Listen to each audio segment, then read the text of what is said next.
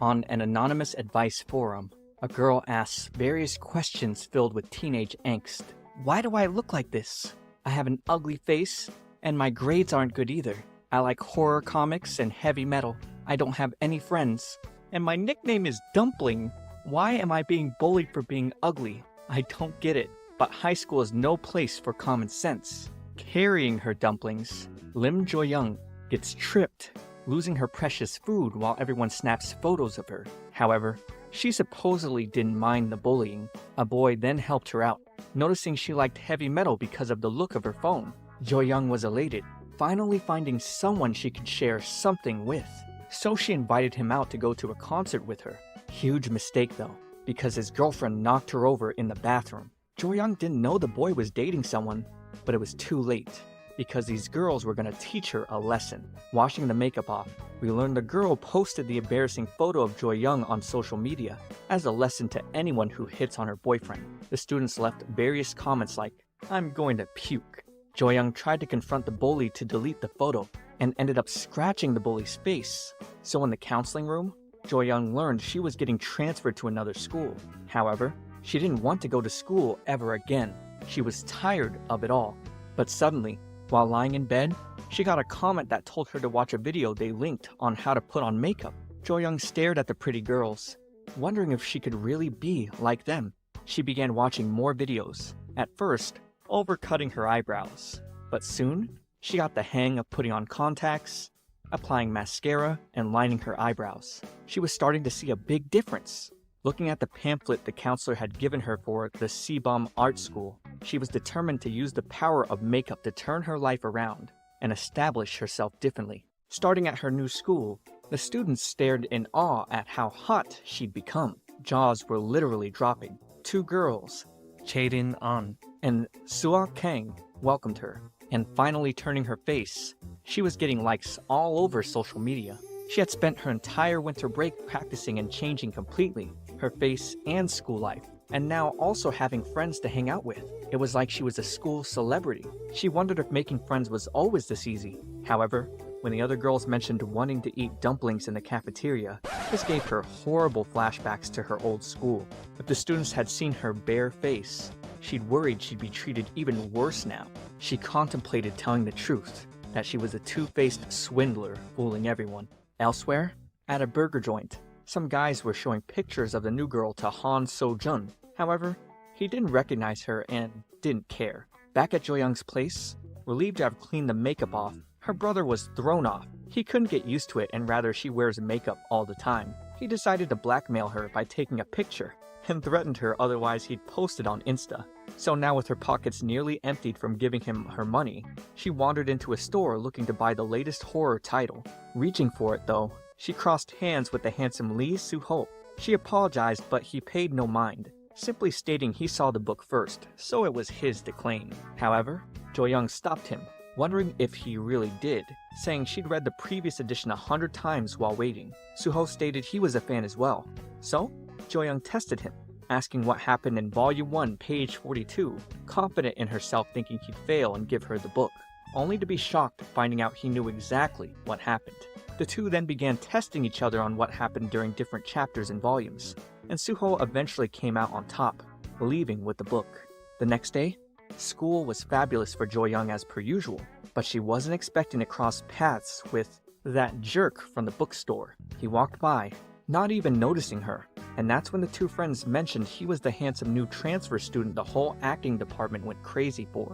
The rumors were he had a horrible personality at a sociopath level, but it didn't matter to them because he was hot. Drawing the handsome sociopath in class, Jo-young wondered if he recognized her, but no, with the difference in face, he couldn't possibly have. Not even her own brother recognized her. There's no way Soo-ho would. Kang then rushed to Jo-young's side to show her she'd been nominated as a candidate for the Sebum High Goddess. People had to cast their votes, and the winner would get everyone's attention. It's pretty much a popularity contest. The winner's every step would be shown on social media.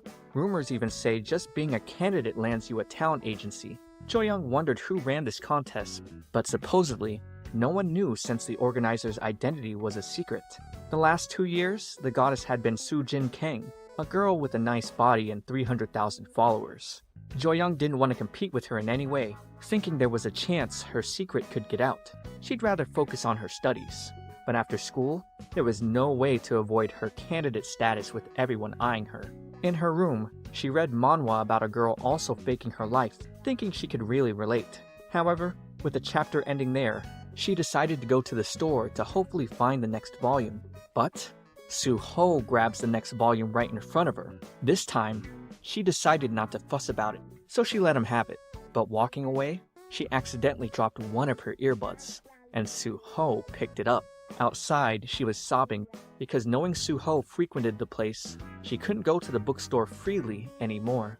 But she wasn't expecting to see him join her friend's study group. He immediately asked Jo-young if they'd met before, causing her to panic internally. She denied ever meeting him, so Su-ho told them they should get right to studying so as to not waste time. After their session was over, Jo-young walked off on her own, and putting in one of her earbuds, she now realized the other one was missing. Everything was a mess. Su-ho then appeared in front of her and put the other earbud in his ear to hear what she was listening to, recognizing the band as Heavy Metal City and giving her the earbud back. Now he knew she was the girl he met at the bookstore.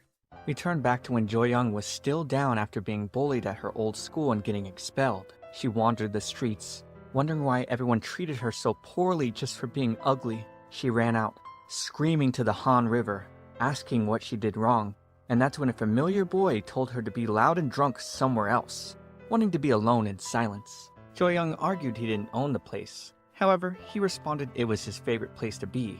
This only reaffirmed to her that she couldn't be here because she was ugly, even though that's not what he was saying at all.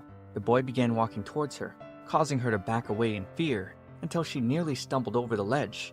But Lee Su-ho caught her, saying if she wanted to die, not to do it in front of him. Then she pulled away and hurried off as he watched.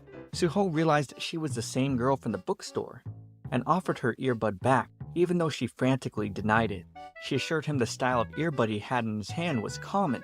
However, as he looked at it closely, it appeared to be custom-made or limited edition. She still denied it coming towards him, but when he got face to face, she was only more nervous as he grabbed her earbud and put it in his ear, hearing the same song, while she continued to deny it as a mere coincidence, since a lot of people like heavy metal. He told her as an acting major, her skills were terrible.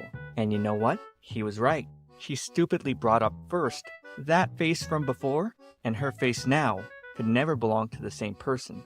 So she dipped to the bus, giving him the stink face before she hopped on. Back in her room, she put her face on her bed in depression because she was totally screwed. After cleaning her makeup off, she moped while reflecting over how she just finally started enjoying her school life. But now, if her face got revealed, she could see the headlines saying, "Goddess contestant Lim Jo-young's shocking truth has been revealed," and comments reading, "Freaking ugly without makeup. What a catfish." Her friends would leave her because she literally was two-faced and drop her from their study group, and she'd be left begging for them to come back. Now that things turned out this way though, it was game on.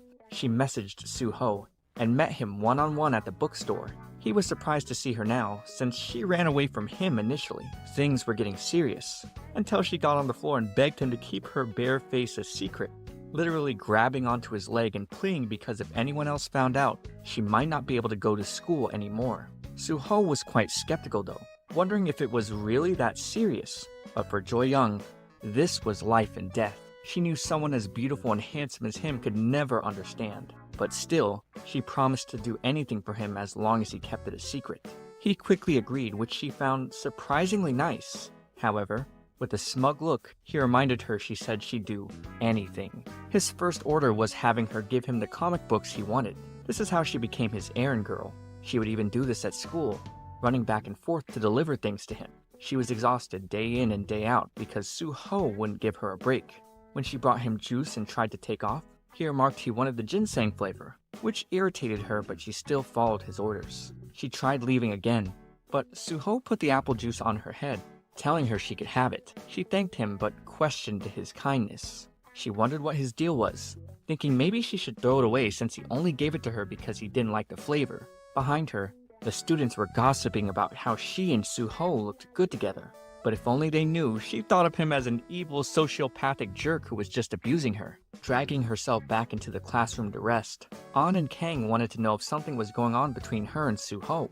Jo-young assured them they weren't close at all, calling him annoying. Apparently, he was known to have a lousy personality. This is when Jo-young thought maybe if she told her friends Su-ho was bothering her, he'd have no choice but to leave her alone and be free. But this went out the window when Kang brought up that people were so crazy about his looks. Many girls wouldn't mind being bullied by him. After all, he had a handsome face and was quite intelligent. Dang, handsome people get away with everything. So could I get away with telling you to like this video and subscribe to my channel? Am I handsome enough? Well, if not, that's okay, because here at My Shoujo Weekly, I've got plenty of fun stories to share with you. A lot of them in the silly, goofy, haha funny romance slice of life stories like this one. I also stream on a weekly basis, where I yap about interesting anime topics and play games with you. So come on, hit that subscribe and join your boy live. Kang then brought up rumors of how Su-ho was an idol trainee during middle school. Back then, he was supposedly nice and well liked by others. That was until he suddenly went abroad and left school. But when he came back, he was totally different. Now learning some backstory, something about it bothered Jo-young. After school, she got a text that told her to meet him in the acting department studio, now. So she ran to meet him, and inside, he told her to film him for a video assignment. When she started filming, she was blown away by his acting as he delivered the lines, "I like you, so why bother with anyone else? You're not allowed to be happy? Please don't say things like that. You could be a swindler, a spy, or even an alien, and I wouldn't care at all. So please, only trust my words. I like you a lot." And wow, despite Jo-young thinking he was a sociopath, his sweetness when he acted made her feel like he was a K-drama star. When he glanced at her, she had to look away, muttering under her breath, "Why couldn't he always be like this?" He reminded her that every word she said was just recorded, and now that the mood was ruined, he couldn't act like this. She thought of this as her chance to leave, but she was sorely mistaken. At the theater together, she wondered why he didn't ask his friends to come with him, to which he replied he didn't have any. She tried asking what movie he wanted to watch, and he snarkily said, "One a sociopath would watch," annoying her with his pettiness. She then suggested a horror movie, since they were both fans of the same genre. So he nonchalantly took the flyer from her hand and agreed. But behind was a girl surprised to see Su-ho here. At home, Jo-young reflected on her experiences with Su-ho, now contemplating the idea that he might not be so bad.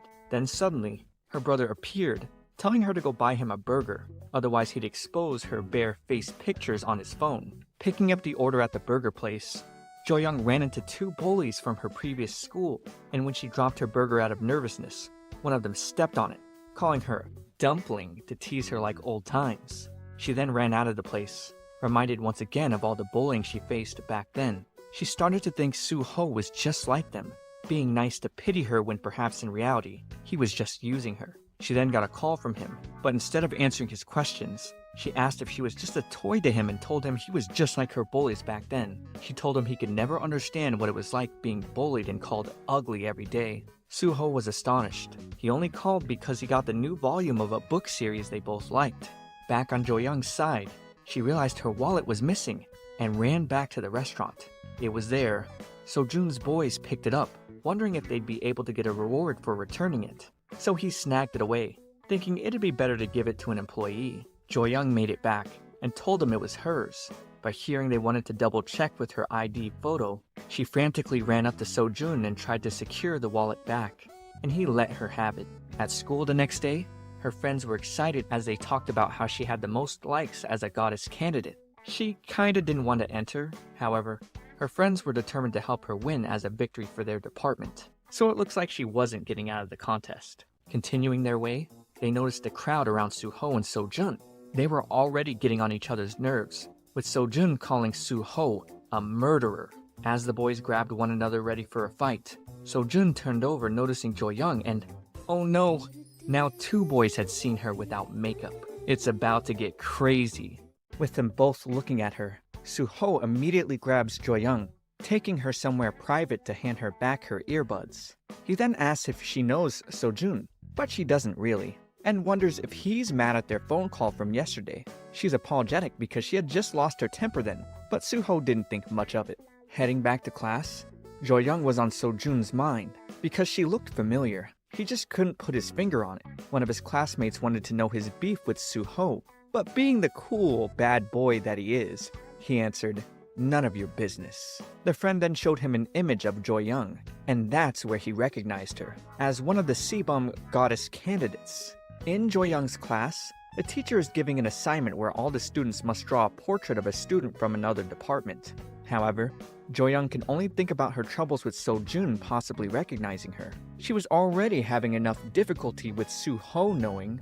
Being lost in thought, the teacher decided to have her pick a student first, and she was surprised seeing Han So-jun from the music department as her model. Her friends were worried that she wouldn't be able to finish her assignment, since So-jun often skipped school, but spotting him just around the corner, the friends pushed Jo-young right into him. She apologized for getting too close, but explained her situation regarding the portrait assignment.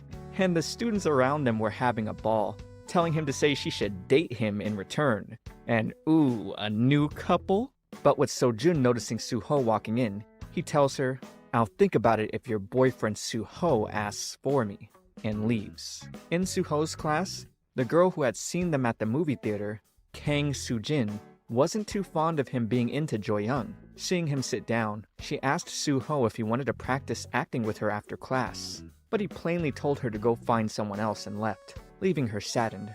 With the three girls walking their way through the halls, they jolted in fear coming across Han Go-on, and meeting her gave Jo-young not so fond memories of her past. An explained she was from the music department, and in middle school, she was famous for her singing. Go-on had overheard some of her classmates talk about how she should have turned down the role of lead singer for the upcoming performance because her face was hideous. She really wanted to do well, since it was her first time as lead singer, but didn't want to get made fun of, hence the makeup. Even though the makeup job was bad, she felt like she had to do something because no matter what, she was determined to sing. This reminded Jo-young of herself, so she offered to help Go-on with her makeup. Carrying art supplies outside with her friends, So-jun's shot bounces off the basketball rim and knocks into Jo-young, making the paint spill all over her face. The friends were worried about her, but she was concerned her makeup might come off. That's when a cardigan covered her, and Su-ho came to the rescue. He signaled her to go wash up, so she ran off. So-jun snarkily commented that Su-ho was taking care of his girlfriend. Su-ho then told him he should apologize to her, but all So-jun did was laugh, thinking that was amusing coming from him. Having washed the paint off her face, she could see clear as day in the mirror. No matter how much makeup she put on, the ugly Jo-young underneath was still there. Staring at Su-ho's cardigan in her room, she wondered why he was helping her so much these days. On the anonymous advice forum she sent, "My clothes at school got wet. The guy who used to bully me gave me his own. What does that mean?" She received various responses back, most notably ones inferring he was into her. But now thinking she should give the cardigan back, she asked him where he was, then shrieked lying down because she couldn't believe she was texting him. He told her to meet him at the Han River in 10 minutes. Not enough time to do her makeup, but she rushed over anyway. She arrived, panting out of breath, only for Su-ho to comment on how she was 2 minutes late, making her annoyed because he was hiding in the middle of nowhere. Giving him the cardigan back, she asked why he was here, to which he responded it was his favorite place. She gasped, realizing he was the one who saved her from falling over back then, and he was surprised she only realized it now. He asked her why she tried to jump back then, causing her to spit her drink out. She didn't want to jump.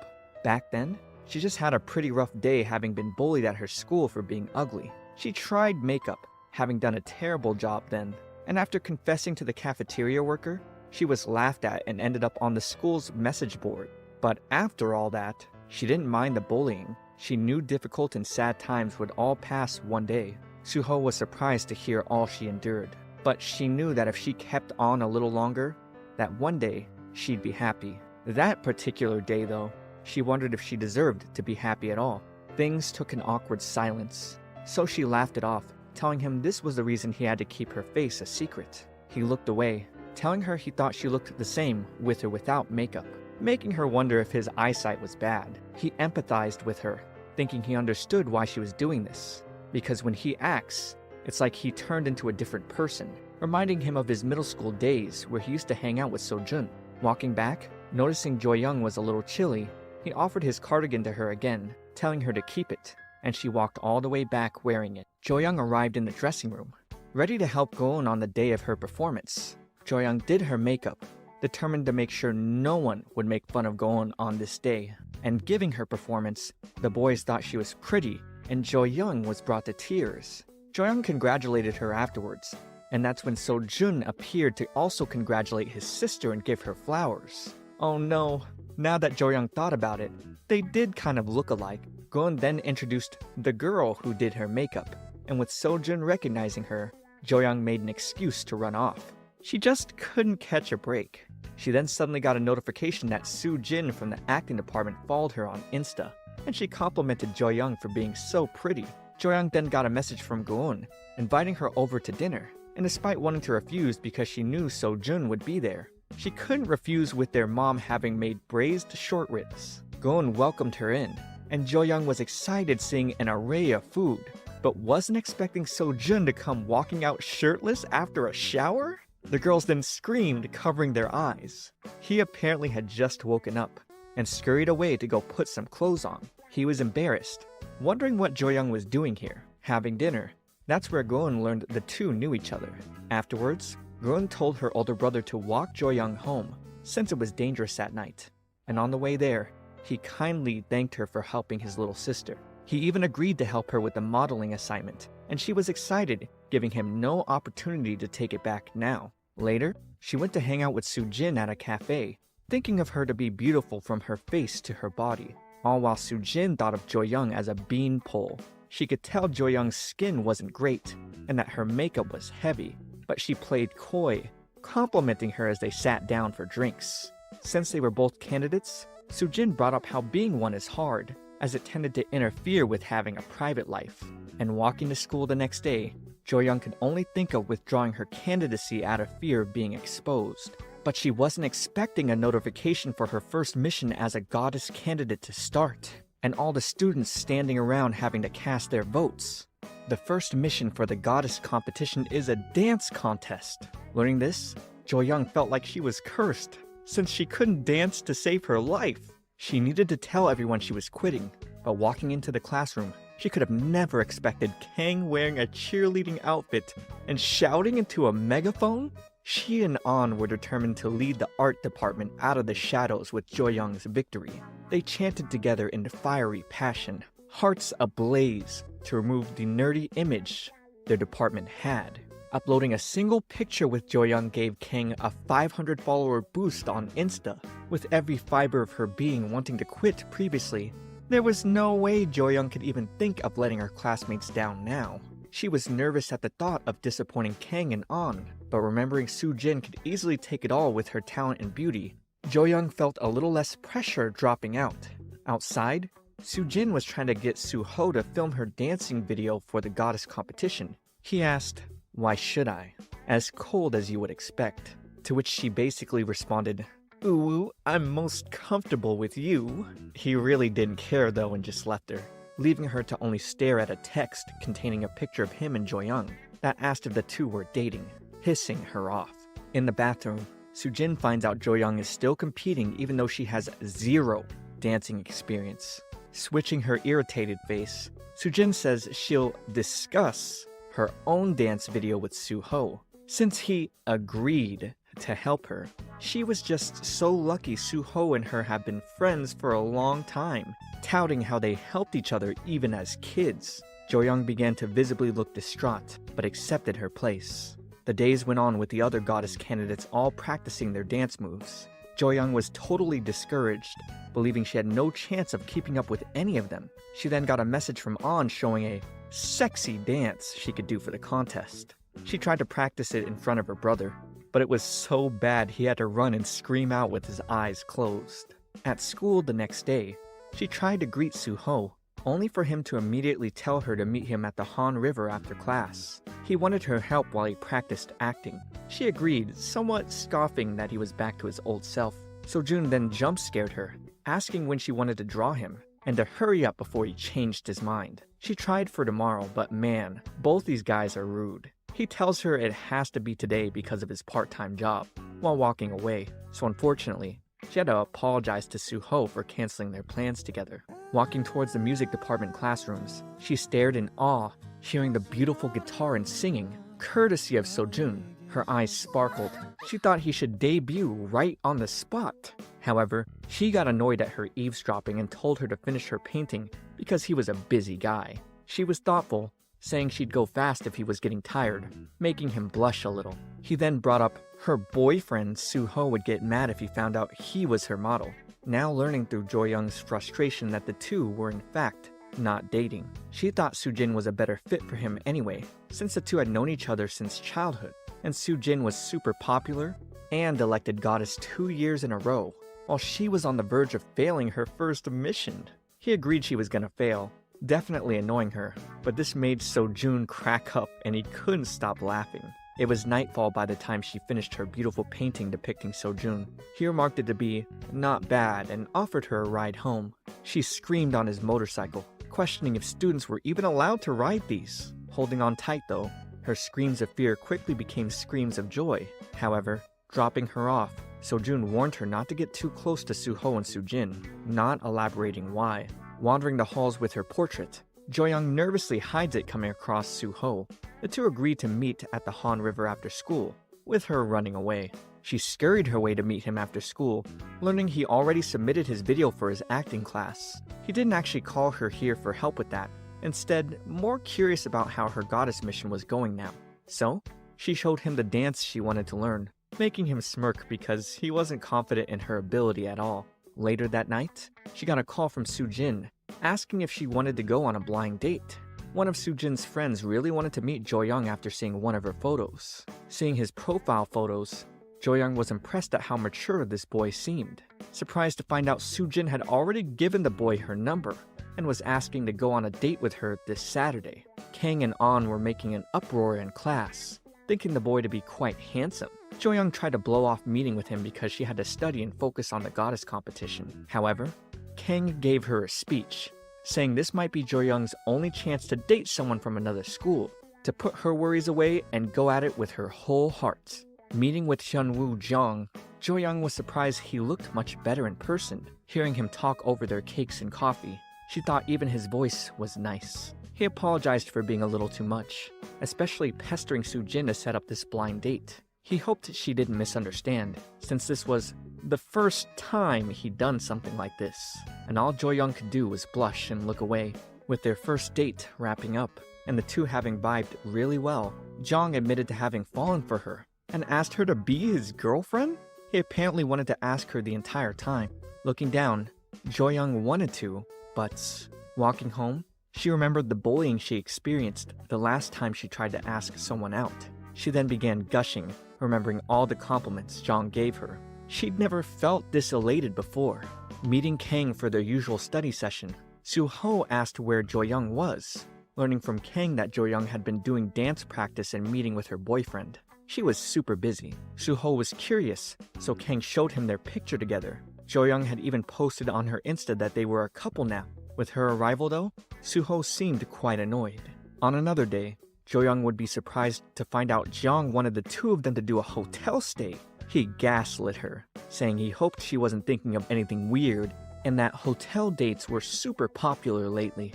Oh, they were even gonna spend a wholesome time watching movies and talking. Bro, I'm not really convinced. Working his part-time, Su-jin noticed the two checking in. Jo-young didn't know what to do, but then Jung held her hand, leading her to their room. She was wowed by the beautiful view, but then quickly distraught with her boyfriend telling her to put this swimsuit on he brought for her. It was a little too much for her. Unbeknownst to Jo-young though, Jung had installed a camera to spy on her changing, and Su-jin overheard him talking about it to someone over the phone. When Jung went back upstairs to the room, he was met with Su-jin running at him and slugging him in the face. Su-jin had the camera in his hand, and Su-ho was also there, dialing for the police.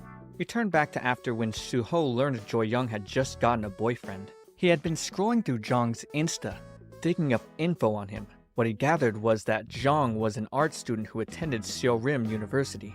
At that point, Su-ho decided to call his buddy, who went to the same school. The friend told Su-ho that Jung was a thirsty piece of trash, who cheated on 4 girls at the same time. It was so disgraceful, he had to take a semester off from school. But now, he was supposedly a regular at nightclubs. The friend didn't know Jong personally, but he thought it best for Su-ho and anyone who knows to stay away from him.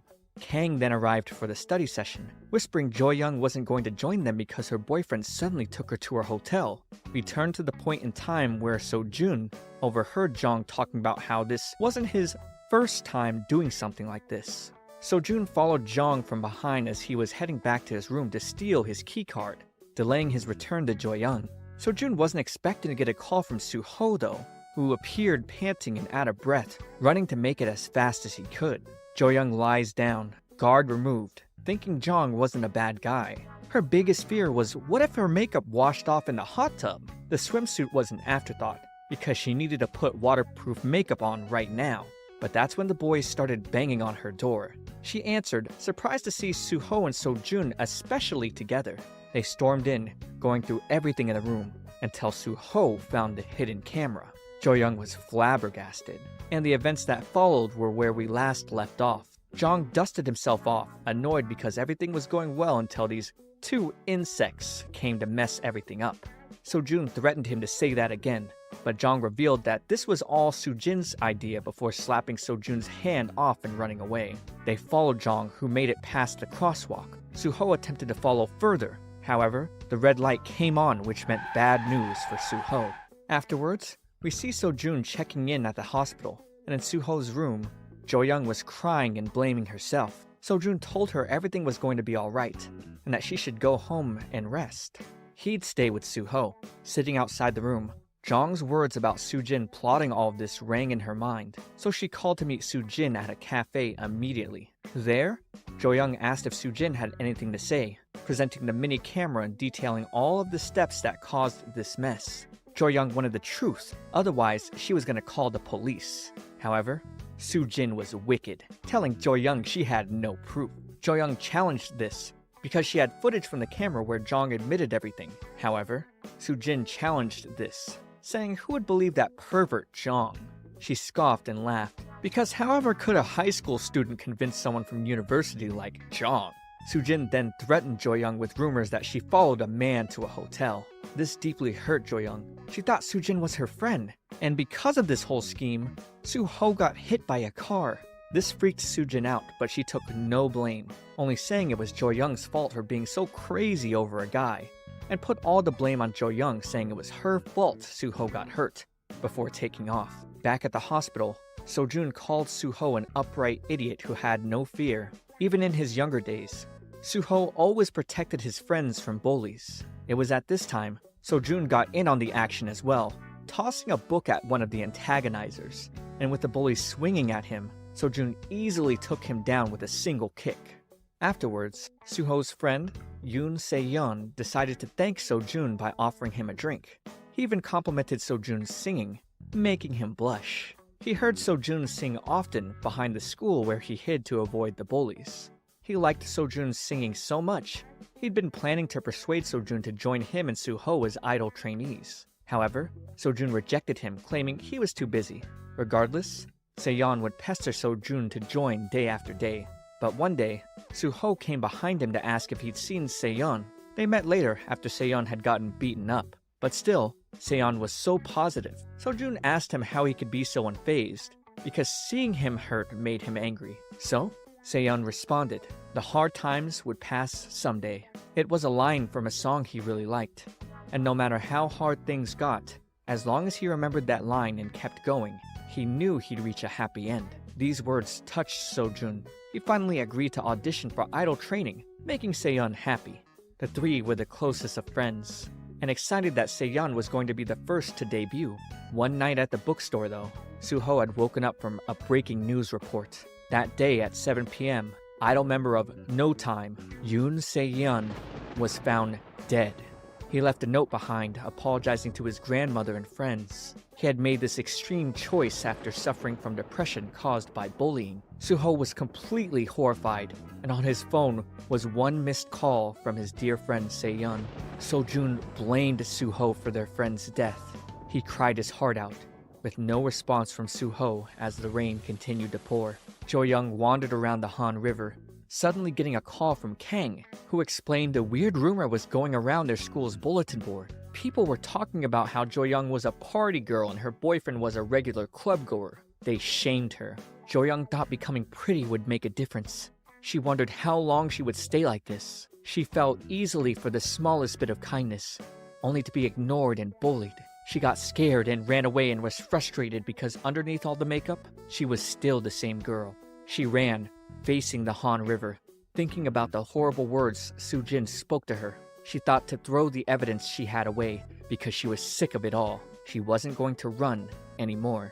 The next day, she put on her makeup, using a darker shadow than she normally did. She went right up to Su-jin Kang, telling her she had one last chance to apologize. She wanted Su-jin's apologies for the things she did and false rumors she spread. Su-jin tried to brush Jo-young off, but that wasn't going to be enough anymore. Jo-young took Su-jin's mirror and threw it to the ground where it broke. Most of the girls at school didn't really believe the ridiculous rumors of Jo-young to begin with, but still, Jo-young wondered if this was the right way to go about things. During lunch, Jo-young invited Su-jin to go visit Su-ho with her at the hospital, since he had just woken up. However, he thought there was no need and got up to leave, only stopping to tell her not to tell Su-ho he'd been visiting. She had no idea what that was all about though. Relaxing with his cast on, Su-ho wondered how long Jo-young was going to hide in the doorway. She came in flustered, apologizing for all the trouble she caused, but he didn't blame her, and also didn't want her apologizing for hurting him. He went out of his way for her because he wanted to. Jo-young was shaking. Why was he willing to help her to the point of risking his life? He then turned, blushing. Outside, Su-jin finally found Su-ho's room, but seeing him with Jo-young, she got annoyed and walked away. Bruh, she nearly killed him! How she got the nerve to even come here? Su-ho argued anyone would have done the same for Jo-young in that situation. But more importantly, he was hungry. Being wounded, he needed some help. So, with much reluctance, she started feeding him. Jo-young was still thankful for all his help, and hearing this, his eyes glimmered. He remembered she still had her goddess candidate mission and needed to practice her dance. She already knew this though, only coming here because she was worried. She reminded him what she said about not minding being bullied, but now admitted that was a lie. She minded a lot. She just wanted a better outlook. She endured everything like an idiot, and nothing changed. But now, she wasn't going to endure it any longer. She was determined to win the goddess selection. Beginning to steam with embarrassment from expressing her feelings, she quickly packed her stuff to leave. On the way out though, Su-ho stopped her to say that if an unknown number calls her, she should be sure to pick it up. Dancing badly in front of An and Kang, they could clearly tell it was nothing like the dance they saw from the video she was trying to mimic. She was beginning to deflate from lacking motivation, so An started pumping her back up. She wasn't allowed to give up just because she had 2 left feet. She just had to keep at it. Only, she was deflating further because she already practiced a lot. What was she supposed to do now? She just declared war with Kang Su-jin. She then suddenly got a call from an energetic boy, telling her Su-ho told him she wanted to become a dance genius. The boy was surprised because Su-ho had never asked him for a favor before, so he was curious about Jo-young and Su-ho's relationship. She tried answering they were just schoolmates, but the boy didn't think people gave these expensive lessons as a gift to just friends. It really was a lot of money, but since Su-ho asked him, he was willing to teach her if she listened properly. He planned to give her the key to the studio and they'd be training every day until midnight. In So-jun's room, he stared at Jo-young's photo, thinking about the weeping she expressed for Su-ho getting hit by a car just for her. He wondered why she made such a fuss if they weren't even dating. Gon then suddenly entered his room, startling him. She asked when he and Su-ho were going to make up, teasing they used to be like a married couple in their younger days. After she left, he then looked back at his photos with Su-ho and Se-young. At school, Jo-young was dancing all over the place and bumping into So-jun. She showed off her new skills. This certainly made his eyes glimmer. He looked away, asking about Su-ho, so she told him to visit himself. She was now asking what happened between the two boys, but still, he was unwilling to talk about their past. Before he could leave though, Jo-young brought her painting of him, which actually won her first place. He was quite rude though, claiming it didn't look like him at all, and her teacher must have had eye problems. This annoyed her, so she walked off, but secretly, he enjoyed it, especially with her signature on the bottom. Back at the hospital, Su-ho had just finished a call with Jo-young. A nurse then came in, asking where his escort Han Su-jin was. He was surprised to learn Su-jin had watched over him during his recovery. Making his way back home, he spotted a condolences message for a young boy who had passed away, and this reminded him of Se-yeon. Su-jin had arrived, condescendingly remarking he had come to see whether Su-ho had died or not. The two then began fighting over Jo-young. Su-ho accused Su-jin of leading her on, while Su-jin questioned whether or not Su-ho even liked her. Su-jin even taunted him further, saying Su-ho's specialty was playing with innocent people only to throw them away. This upset Su-ho to the point of grabbing Su-jin's collar, but he let go, trying to regain his composure. The two then got a message on their phone, and it was a scheduled post from Se-yeon reading they'd been together for 3 years at this point, and none of them had given up since his debut. As Su-jin was trying to leave, Su-ho tried to explain he didn't miss Se-yeon's call on purpose. It was back then, Su-ho's father, star actor Lee Jo-hun, had tabloids talking of his affair with a woman 12 years younger. Jo-hun assured his family that the rumors were false, even embracing them in his arms. But Su-ho discovered this was all a lie one day, coming home seeing his father with that woman. Su-ho had run as fast as he could, leaving his phone behind in the rain while crying. But it was at that time, Se-yeon was calling and desperate on the line. After learning what happened, Su-ho broke down in front of the Han River, seeing Se-yeon's last message that read, "I'll be waiting for you at the Han River." Su-ho felt so much remorse for not being able to save him. That's why Su-ho had chosen to run away to Japan, to avoid his father. But now that his father is active in Japan, he came back to Korea. This didn't matter to Su-jin though. He wasn't going to forgive Su-ho for leaving him all alone in one of his darkest times. And with Su-jin leaving, Jo-young had seen them in secret. She sat down with Su-ho at the Han River, admitting she heard everything. She didn't feel it was right for Su-jin to blame him for it all, but Su-ho was willing to accept it, never having cried once for Se-yeon, even at his funeral, while Su-jin cried a lot. Jo-young then remembered Su-ho on that day he saved her from falling into the river, telling her he wanted to be alone in silence, and that if she wanted to die, not to do it in front of him. She teared up, telling him if he wanted to cry for Se-yeon, he just had to act it out. That's what he was good at. He should just act like a person who could cry freely. She reminded Su-ho he liked acting because he could turn into a different person. And hearing this, the tears came pouring from his eyes. Su-ho was finally able to weep for Se-yeon for the very first time. Jo-young then suddenly got a notice that whoever did not upload their dance video in the next 30 minutes would be disqualified from the goddess selection. She started panicking. She had to run and go film her dance. Su-jin was cocky, seeing 15 minutes left on the clock but no dance from Jo-young yet. However, her mood was about to be ruined, with Jo-young uploading live thanks to Su-ho's help, as she showed off her dance moves attracting a crowd of people, blowing up the live video with likes and positive comments of her talented street dance. And there, Su-ho started blushing and smiling over the incredible light Jo-young had shown him. With the 3 candidates' dances having been posted, Su-jin had an insane lead. Everyone thought it was clear she was the winner, but wondered why Jo-young hadn't uploaded hers yet. However, they just weren't prepared for a live performance with original choreography. With all the votes casted in, Jo-young became the undeniable winner. In class, everyone was aghast. Kang and An gave Jo-young 2 thumbs up. The voting difference was so big, 3rd and 4th place completely gave up. But still, it was too early for Jo-young to feel safe yet. They needed to surpass Su-jin in terms of likes and humble her once and for all. There were still 2 missions left. Missions plus number of likes would ultimately decide who would be goddess. With Jo-young getting a call from Su-jin, her 2 friends had to tease, asking if something was going on between them. She assured them that wasn't the case, but learned Su-jin wanted to spend some time with her tomorrow. At a special event fair, Su-jin was playing a mascot while Jo-young handled a face painting booth. He needed her to do a good job, otherwise he'd get fired. Jo-young wondered if she should use the money from this work for makeup classes, because learning to do makeup professionally sounded cool. However, Su-jin teased her, since she was a senior who didn't study much. Jo-young then asked him what he was working so hard for, to which he answered, to be rich. There's nothing he really wanted, and was fine as long as his little sister was okay. She was surprised by his good character and for him being a caring older brother. Su-jin's heart started to beat intensely, wanting to know what Jo-young's first impression of him was. only to be embarrassed that she thought of him as a total troublemaker. Hearing her call him sincere and a good guy made him blush. But honestly, Jo-young didn't expect them to become such good friends. And oh man, he wasn't a fan of the friend zone. Su-ho then made his arrival and of course, began another day of rivalry for Jo-young.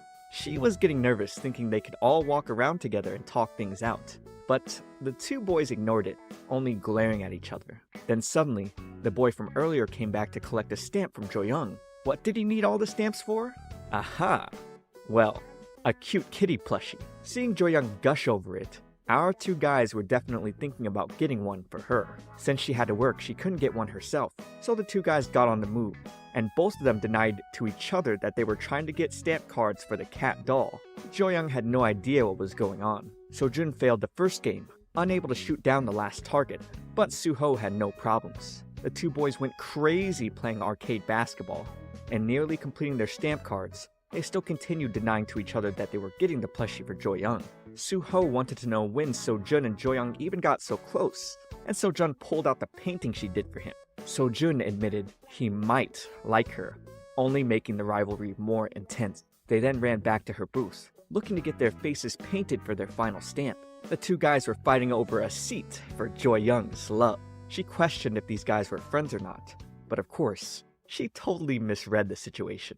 In the evening, Jo-young closed shop for the night.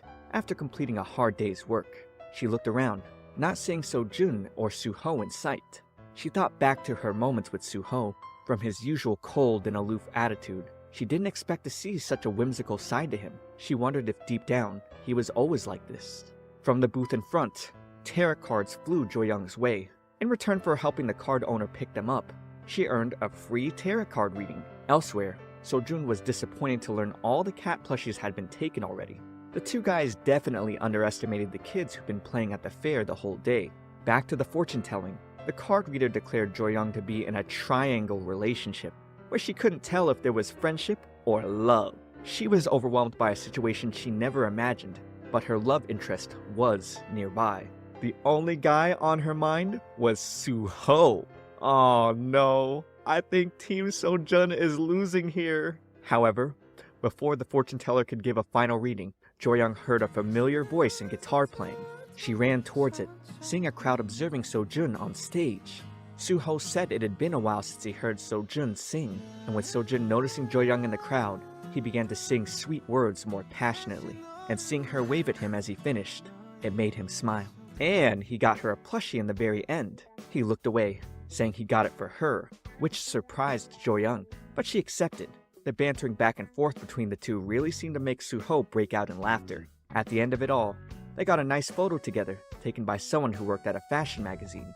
Back at home, Jo-young set the kitty plushie at her bedside, not expecting her brother to toss a book at her face, as he told her to go return it to the store for him. She was annoyed because she was really tired from the long day, but her little brother pleaded with her to take care of it or he'd get banned from the store. Just kidding. He had another ugly photo to blackmail her with, saying he'd post this ugly auntie on Instagram. Angrily walking her way to the store, she turned the corner to see Su-jin hugging Su-ho from behind on the street, and then got a message about the next goddess mission. There was social media news questioning if Jo-young was dating either of the two boys, and Su-jin was annoyed seeing her with Su-ho. Her mother came into the room asking her brat of a child what she bought before tossing another one of her packages to her. Her mother was annoyed because all Su-jin seemed to do was shop. Su-jin yelled back at her mother, claiming she could spend her money how she wanted. She was upset with her household having no money because her mother only drank all the time. The mother then began to attack Su-jin. However, Su-jin shoved her out, saying she now understood why her father wouldn't come back to them. Su-jin sat against her door, trying to recollect herself despite her mother constantly knocking against it and yelling. She decided to message Su-ho, who brought her some first aid for the scratch on her hand. He knew Su-jin's family situation and was kind as he could be, but as he began taking off, Su-jin ran up to hug him from behind. To her, he was the only one she had, the only one who cared about her. And that's when Jo-young spotted Su-jin hugging him, and then received the alert about the new goddess mission. Jo-young sat in her room with a head full of doubts, thinking Su-ho was just being nice to her, and really had something going on with Su-jin. Her brother then shouted he put her package on her desk, and opening it, we learned the second mission was about styling the school uniform as best as she could. At school, the students were expressing their excitement for the new goddess competition, speculating on who would win. Jo-young and Su-jin had nothing but glares for each other as they entered. However, Jo-young had no idea how she was going to handle this. Bumping into Su-ho, he asked her out to a movie since the sequel to Monster Apartment had come out. Jo-young refused though, making the excuse that she had to prepare for the next mission. But on the inside, she was still aching over seeing Su-jin holding him. However, she wasn't expecting to get texts from him saying he already bought the both of them tickets. He even went to see her in class, where she hid above the cubbies to avoid him. He tried seeing her during another break and she ran away again. And running into him in the hallway, she escaped into the woman's bathroom. She wondered why she kept running away. Inside though, Go-eun greeted her. But what was with her makeup? In the evening, staring at his photo with Jo-young smiling, So-jun quickly got up hearing a knock at the door. He was shocked to see his crush. Jo-young explained she was here to teach Go-eun how to properly apply makeup. However, Go-eun was getting off of practice late and told Jo-young to head to her place first. So-jun wished he was informed ahead of time. Did she want to be alone with a man?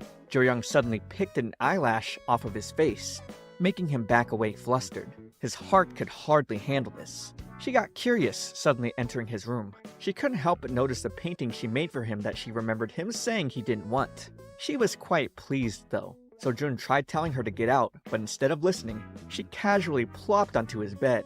He told her she shouldn't roll onto a man's bed, but she argued, he's not a man, she's not a woman. They were just friends. However, he'd prove he was a man by leaning on top of her. He didn't want to be in the friend zone. Luckily though, the doorbell rang, meaning Go-eun had come home, giving Jo-young her chance to get out of this situation, and boy was So-jun embarrassed now. Getting ready for their session, Go-eun asked to film since she'd probably forget this lesson without it. First, Jo-young had Go-eun prepare her skin with a toner using a cotton pad. Then, foundation and concealer. So-jun was observing the two until he got a message from Su-ho asking if Jo-young replied to his messages. Instead of giving a helpful answer, So-jun just sent the middle finger back. After the makeup was done, Go-eun showed off her charms, and seeing how pleased Jo-young was with her work, So-jun was flustered. Poking at his sister, he asked Jo-young if she was fighting with Su-ho. Instead of answering though, she just deflected. Then, Go-eun brought up asking her big brother to help Jo-young with the current competition, because he dressed like a celebrity and also worked as a fashion model. Jo-young then began to prod So-jun for advice, to which he answered she should wear something similar to what she wore at the festival. On another day after school, Jo-young presented her ideas for the mission to An and Kang. Since the competition was about showing off a stylish school uniform, she thought about doing something with a corset bustier and high lace-up boots, items not normally seen at school. She turned the shirt into a crop top and lifted the skirt a bit to slightly show off her waistline. Wearing the long boots would give a wild vibe. Her friends thought the outfit was cool, but I'm not gonna lie, it looks pretty stupid to me. Walking out, she was confronted by Su-ho once more, and her friends left her behind. He questioned why she kept avoiding him, but instead of answering, she just shoved him away, running off as she left the bag with her outfits behind. He sighed, and then ran after, still questioning how this wasn't her avoiding him. Bad news for her though, Su-jin picked up her bag containing her outfit and plans. Jo-young made it into the bookstore with everyone staring at her, huffing and puffing out of breath while she tried hiding in one of the aisles. She looked out, thinking she might finally be safe, and went into another room, still wondering why she was running. Su-ho made his entrance with everyone staring next. He eventually found Jo-young passed out on the table, so he decided to sit beside and just stare at her. When Jo-young opened her eyes, she found him asleep next to her. She was certainly surprised, but couldn't help observing his long lashes. Seeing him awaken, she quickly got up and her reaction was to begin running again. However, she turned back so the two of them could talk it out. She opened up about seeing him hugging Su-jin and asking if they were a couple, which shocked him. Jo-young added further that she and Su-jin didn't get along anymore, and she didn't want to stand between the two of them. Su-ho got up, saying it wasn't like that and won't be like that either. This relieved Jo-young, and Su-ho caught her. Ooh. She was relieved because he wasn't dating Su-jin. Jo-young did her best to play this off. She then got a message about having 60 minutes to complete the goddess mission, and realizing now her clothing bag was missing, She ran out of the store after it. She was too late though, because Su-jin had stolen her outfit. Jo-young and Suho searched all over, but there was only 20 minutes left. That's when she came up with the idea of going to the acting department's prop room. Inside, she improvised as best as she could, while Suho took her photo. And dang, this outfit was way better, in my opinion. People liked Jo-young's outfit. However, some disliked the sexy concept. Most were actually cheering on Su-jin's stolen outfit, commenting she looked like an idol. An and Kang were pissed, wondering what was going on. And elsewhere, one of Jo-young's old bullies was scoffing at the image of her. At school the next day, Kang was pissed, grunting down the halls with Jo-young following behind her. Su-jin's classmates mocked Jo-young's candidate submission, calling her a boring art hipster while also commending Su-jin. Pulling the doors wide open, Kang was calling Su-jin out, ready to throw hands for stealing Jo-young's outfit. Su-jin's classmates didn't believe Kang, even though she showed them Jo-young's picture wearing the exact same outfit she made herself prior to Su-jin's posting.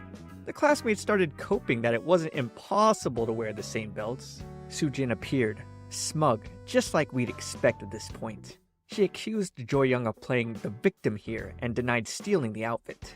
She walked right past them inside of class, and the classmates had to hold Kang back from attacking. Jo-young was getting nervous with the two girls shouting and arguing. After Kang got fully shoved out, she was enraged. So Jo-young had to step in to stop her, pulling her away as Kang shouted that Su-jin wasn't going to get away with this. The students were talking about the incident this morning over social media, wondering why Kang had made such a scene. The current sentiment sided with Su-jin, as no one had proof she stole the outfit.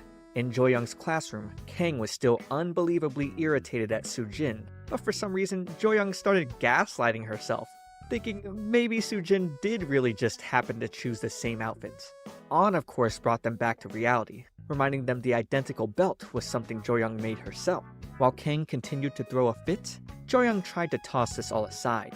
That's when Kang brought up how she hated manipulative people the most, then suggested tonight they gather at her place for a nightly combat discussion.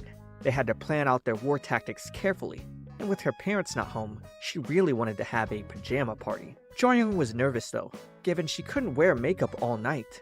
She could only imagine the shock on her best friends' faces when they find out her ugly secret.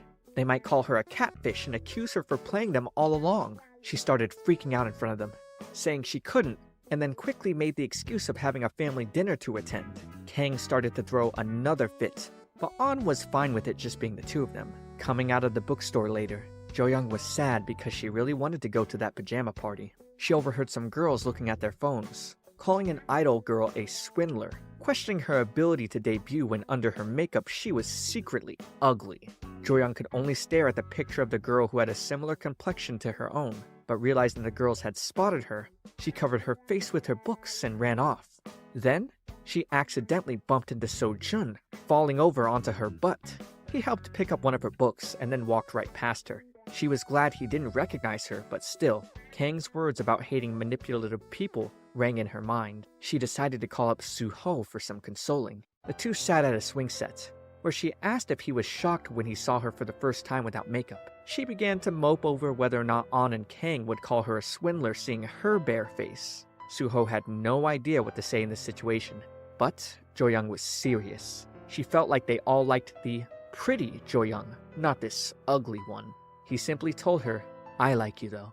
He didn't think people needed a reason to like someone. Jo-young shook as the words shook her heart, but she didn't get it. He went on, saying people can like you even without a specific reason, even if you weren't special. Given her past, though, her impression was that people hated others for no reason. Suho then got up and told her that her friends would still like her without makeup. After all, he did. So, Jo-young found the courage to text her friends she was coming over, and they were ecstatic. She arrived at Kang's place that was nicely decorated with a canopy for their sleepover, and now that she was here, they could officially begin. Kang didn't know what they'd like, so she just bought a variety of pajamas. It seems Kang didn't want a war meeting, but really just some girl bonding time. They blew out the candles on the cake, and Jo-young was in tears having her very first sleepover. The friends would love to have one every year together, making Jo-young wonder if they could really meet again next year, even once they saw her without makeup. She then got a message from Suho, asking if she met up with them, and the two friends were curious about her status with him. Jo-young assured them nothing was going on and that he was just nice to her, making Kang slam the table, calling that so suspicious, because no one had ever seen Su-ho being nice to someone before. An then brought up that Su-jin was suspicious as well. Kang agreed. It was weird how often he came over to their class to see Jo-young. Jo-young's response was that she was just easy to tease and Su-jin liked to get on her nerves. This made Kang lose her mind. Don't you tease someone when you like them? She demanded Jo-young call Su-jin and Su-ho right now. An agreed. The girls wanted to verify some things. Jo-young was hesitant, so Kang took her phone while An held her back. The girls needed the two boys to come over and, wow, they actually showed up. Su-jin now realized the two friends had written a text and felt something was off. If they had told him Su-ho was coming too, he would have stayed home. But with Jo-young appearing in her pajamas, explaining she tried to stop them, the boys couldn't help but blush. Kang then gave the boys their pajamas, but Su-jin tossed it and attempted to leave. She then ran in front to stop him, telling the boys it was Jo-young's first pajama party. She started pulling on crocodile tears, telling the boys she called them so Jo-young could have beautiful memories. Would they be willing to destroy her chance at a good time? The girls won, getting Su-ho and Su-jin to wear the ridiculous animal pajamas. Kang decided it was time for photos, pulling out the selfie stick, getting their pajama party shots and goofy moments from the boys. But with that out of the way, An and Kang decided it was time for the truth game. Something Jo-young, Su-ho, and Su-jin were not expecting. Despite never mentioning this before, An brought up an important fact. Was there ever a pajama party without a truth game? Having them all sit down, the punishment for anyone who refused to answer would be a forehead flick. They spun the bottle and Su-ho was first, with the random question asking what his ideal type was. He answered, an easygoing person, someone authentic and honest. Jo-young was blushing, but Kang and An wanted more specifics, only to get Su-ho telling them to spin again. Next was Su-jin, who answered that his ideal type was someone cute. Kang got pissed, asking why the boys were being so vague. He wondered what was wrong with that, turning the question back at Kang and An, who answered someone with a handsome face, making him now mad because they were just as vague. Kang then pulled out the next question, asking if the chosen had a crush on someone. The bottle spun, landing on Su-jin again. He wondered why this was happening, but simply answered yes. And with Kang and An excited to hear who it was, he refused to answer, saying it was a secret. This of course prompted Kang to make the next question have the chosen tell a secret. The bottle spun once again, landing on Jo-young, which disappointed Kang because that wasn't her intention. She started sweating in nervousness, and remembered the days where she was bullied and suffering. Picking up on what was happening, Su-ho quickly got up, making the excuse he had class tomorrow, and Su-jin took this opportunity to leave as well. The two boys made their escape to hopefully relieve some pressure off of their crush. Kang was whiny because they were so close, but still betting on the idea Su-jin was crushing on Jo-young, and the two girls were stoked at the idea of a love triangle for her heart. Jo-young then walked up to them, saying she was going to reveal her secret, and asked them to wait a moment. Inside the bathroom, she removed her makeup, and coming out to see her friends with her bare face, they asked who she was. They started swinging their pillows and calling her a thief and ghost, but they were taken aback learning this was their dear friend. Inside the canopy, Jo-young admitted her struggles about not having told them the truth until now. Up until now, she'd always been an outsider and called ugly, and having been bullied at her old school, she often had to run errands for her bullies. She started to cry, and so did Kang. She was hurt that Jo-young really thought they'd hate her seeing her real face. They didn't like her for being a goddess. They liked her for being their friend. Kang and Jo-young hugged while sobbing, and both Kang and An told her she was still cute, crying all together while embracing. At night, in Su-jin's room, she was reading on how people were speculating over who was lying in the outfit drama.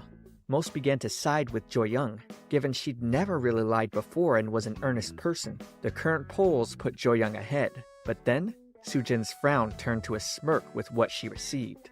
And back at the sleepover, with An's phone buzzing, she saw the video of Jo-young getting bullied and began smirking? We turned to the two boys after they left the party. They had only one thing on their minds. Jo-young in her pajamas. Remembering Su-jin saying he liked someone from the truth game, Suho asked if the person he liked was Jo-young. He plainly replied, yeah, and Suho said that he liked her too in response. With Suho saying he would confess, Su-jin flipped him off, telling him to stop being so dramatic before walking off. Inside her room, Jo-young stared at the group photo she had with everyone, remarking how even Suho had a cute side. She never expected they'd become this close. As she began to flash back to all the moments they had together, she almost said, "I like you," out loud, as she pulled her blanket to her face while squealing and giggling. But wait, if she confessed her feelings, she wondered if he'd reject her and say he wasn't romantically interested. No, she couldn't bear that happening all over again. Imagining she was talking to him like he was a male lead in a dating sim, she then imagined him dating another woman. No matter how hard she tried, she just couldn't think of a positive outcome. Things were fine now, but if she confessed, she was concerned they might not even be able to stay friends. Then suddenly, she received a text from Suho and nearly dropped her phone. Turns out, he wanted to watch Monster Apartment with her at the movies, since she rejected him last time. After getting dolled up, Jo-young sighed, trying to mentally prepare herself. Turning to see Suho sparkling before her, she felt her heartbeat, and thought, what the hell? Why does he look even more handsome than usual? Backing away, she managed to squeak out that he looked like a celebrity today. He began to blush in response, only telling her they needed to hurry up to the movie. Then, they got unlucky, with a truck driving by and splashing them with water. Jo-young was fine but felt so bad, Suho body blocked the water for her. Jo-young was fine with only a little water on her skirt. However, she suggested Suho head home and change. Seeing the time, he was fine with that and told her to come with him, making her super nervous. Jo-young sat in his living room, heating up knowing her crush was showering. Man, she sounded like she was gonna boil over. No. Your imagination is running wild. Get a hold of yourself, Jo-young. Then, Suho came out, sparkling in his fake Balenciaga, freshly clean. Jo-young then jolted from the sound of thunder, and with the rain not letting up anytime soon, they decided to watch the movie another time, instead picking the DVDs Suho had in his collection. Jo-young was interested in this ghost movie, which made Suho display a somewhat scaredy cat side to him. However, he downplayed his fears and popped the movie in. The movie was about a little girl who found a mysterious cat plushie in her family's storage room. With Suho sweating again, Jo-young continued to poke at his fears. Then, we get to a scene where the movie has a jump scare, and now Suho is covering his eyes, grabbing onto her. And oh my, they're looking at each other face to face, but then quickly escape each to the opposite ends of the couch. After the rain finally ended, Suho walked Jo-young home. It was chilly, so wearing his cardigan, she promised to return it next time. She then stopped herself from going inside, remembering their intimate moment. To run up to Suho as he was leaving, she began to confess, but before she could even finish her sentence, he cut her off saying, "Sorry, let's talk next time." Her jaw dropped, all the way to her bed. She was rejected before she had the chance to confess. She then got a call from Su-jin. Turns out, he auditioned today and he might be debuting soon. But with Jo-young in a dejected mood, her congratulations wasn't very enthusiastic. He got irritated, as he only auditioned because of her. She wondered why, but instead of him answering, he said it was time for them to eat out to celebrate. She wasn't in the mood at first, until he said he'd treat her out. At the restaurant, Su-jin was guzzling tons of water. Looks like the tteokbokki was a little too spicy for him. Jo-young was surprised, but felt spicy food was the best way to deal with stress. Fanning himself, he asked her what her issues were. She replied saying not to tell Suho about this, but she wanted to confess to him yesterday. In her mind, his rejection was the coldest thing ever. And man, Su-jin did not take this well. He thought Suho was going to confess to her, but now wondered if he should take this opportunity to confess first. Instead, he opted with suggesting maybe Suho didn't reject her at all, saying maybe he just cut her off. Still though, she was hurt thinking maybe Suho gave her false hope. Su-jin asked if she really liked him that much, and she meekly nodded. He then seemed a little hurt, knowing she didn't like him back. Back at his place, Suho looked at some jewelry he had bought. Remembering Jo-young tried to confess to him, he stopped her because he wanted to confess first. With his doorbell ringing, Su-jin came to greet him. She sat right down, even though he told her to go home. Then, She pulled out the video of Jo-young getting bullied, laughing, saying how did she ever become a goddess candidate, mocking her for possibly getting plastic surgery and wearing thick makeup. Su-ho didn't care though. He already knew what Jo-young looked like and told Su-jin to leave Jo-young alone. Su-jin was pissed, now threatening to reveal the footage all over social media. She didn't care if Jo-young quit or dropped out. She knew the people would call her catfish, swindler, or loser for the rest of her life. The only thing that would stop Su-jin is if Su-ho did her a little favor. Leaving the restaurant, Jo-young felt better after eating the spicy food. She then properly congratulated Su-jin on passing his audition, and was now joyously proclaiming she would be the friend of an idol. But then, Jo-young got a call from one of her friends. The worst news on Instagram. Su-jin and Su-ho were now officially dating. People were speculating that he must have really rejected Jo-young. She was so upset, and she ran off, but Su-jin chased after her, stopping in front of her even though she really wanted to leave and cry by herself. But that's when he told her to look at him, as he confessed that he liked her.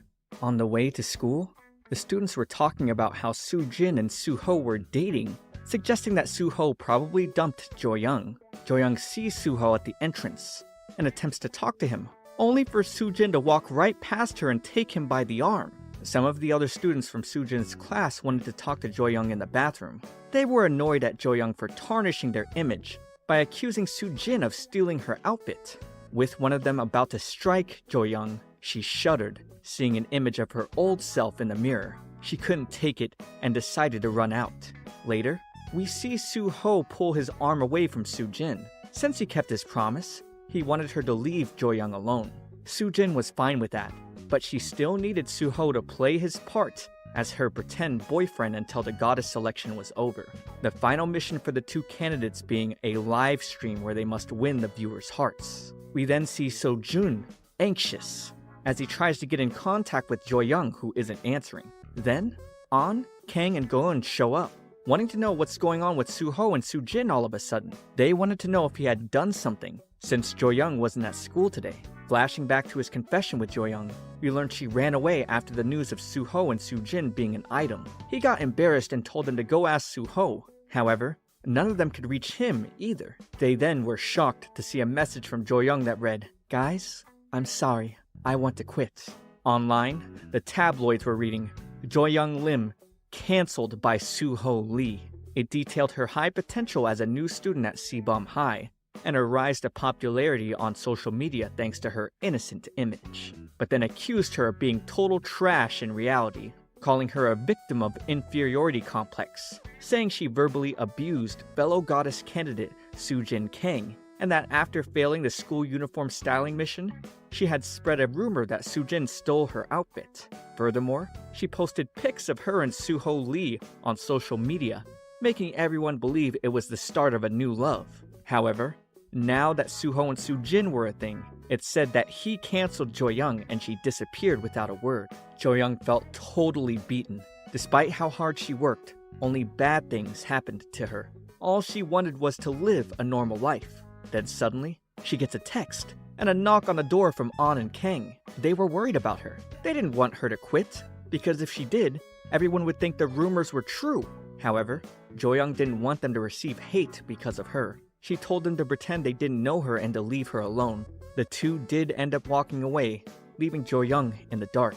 But not for long, with Kang coming right back and knocking furiously. Just because Jo-young was whining didn't mean her friends were going to be like, "Oh, alright, then let's just cut ties." They were truly hurt being left behind by her. Jo-young then remembered Su-ho telling her people didn't need specific reasons to like each other. She found herself in tears. Even if she wasn't pretty or extraordinary, perhaps she could have friends. We move to a recap of the two goddesses who have each won an event. The final live event would happen at booths specified for the two. The candidates would have to gather votes from their viewers in real time. This competition had a special feature called Live Monopoly Chance, a chance to disrupt the other person's stream and take over their broadcast for 5 minutes. The competition began with still no Jo-young in sight. Su-jin joked about if she won this year's competition again, she should probably get into live streaming. She was smug, seeing Jo-young's seat empty. But then, Jo-young came running in. On the ride there, An told her she just needed to follow the plan. On the live stream, Jo-young admitted she felt like hiding all the time, but she was going to fight to the very end. When she brought up that Su-jin was lying, the viewers became curious. She showed a picture she had of herself wearing the belt that Su-jin stole for the outfit competition. She now boldly accused Su-jin of stealing to everyone live, and the views were going crazy. People were now seeing the truth, as Jo-young had posted that picture before the outfit competition was even announced. Despite Jo-young having the edge now, Su-jin remained unfazed, only smirking. Then, the worst happened. Su-jin had the monopoly, and thus took over Jo-young's screen time. She told Jo-young to stop fooling everyone with her innocent act, and denied stealing her outfits once again, claiming they were just similar. Su-jin claimed Jo-young was just going crazy because she was with Su-ho. Su-jin was lying through her teeth, saying Jo-young was trying to flirt with Su-ho and So-jun at the same time. Then, brought up a rumor of Jo-young going to clubs to seduce men, showing the picture of Jo-young at the hotel with her ex-boyfriend Jong. Oh no, Jo-young was now losing this battle. Su-jin then got up close to the camera, telling Jo-young personally, "Know your place, dumpling face." Jo-young was not prepared for this. She tried to leave her booth, getting tons of people snapping photos of her before she ran off. The people thought Su-jin was right, calling Jo-young a disgusting liar and fraudster. Jo-young made it to the bathroom, receiving a call from An, who wanted to meet her, but behind her best friend was one of her bullies calling her dumpling face. We go back in time to when Su-jin met the bully at Jo-young's old high school. What the bully wanted was the exposure of Jo-young's true face to the public, to bring her down at the final mission where everyone was watching. Man, these girls were straight evil! Then, she revealed An was going to get in on this.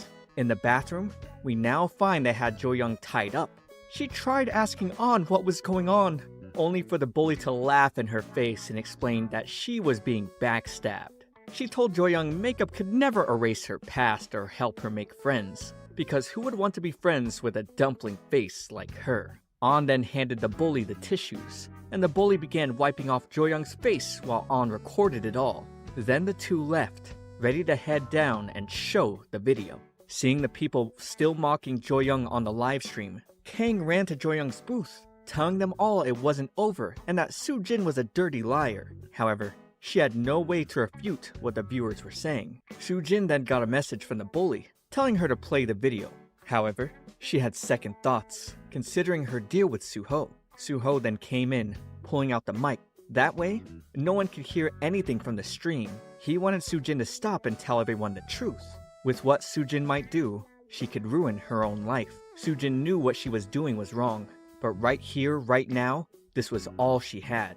However, Su-ho reasoned she shouldn't bully others just because her life isn't going well. Su-ho then took off, no longer looking to uphold his side of the bargain with Su-jin. So she messaged An and Semi back for the barefaced video, only for Semi to leave the chat, and for An to tell her to come to the girls' bathroom. Jo-young felt completely at a loss, but wondering why now of all times she had Su-ho on her mind. Then in came Su-jin, with a pretentious look on her face. Su-jin mocked Jo-young for how ugly she looked without makeup, poking her forehead and calling her dumpling face. Jo-young shouted at her, bringing up how the hidden camera, stealing, groundless rumors, and kidnapping were all crimes. However, Su-jin knew Jo-young had no proof, so that didn't matter. Jo-young began crying, asking what she had done wrong. Why was she being treated this way? Su-jin clenched her teeth, angrily announcing she hated Jo-young. She hated how Jo-young showed off and called herself goddess. She hated how Jo-young clinged to Su-ho and flirted with him.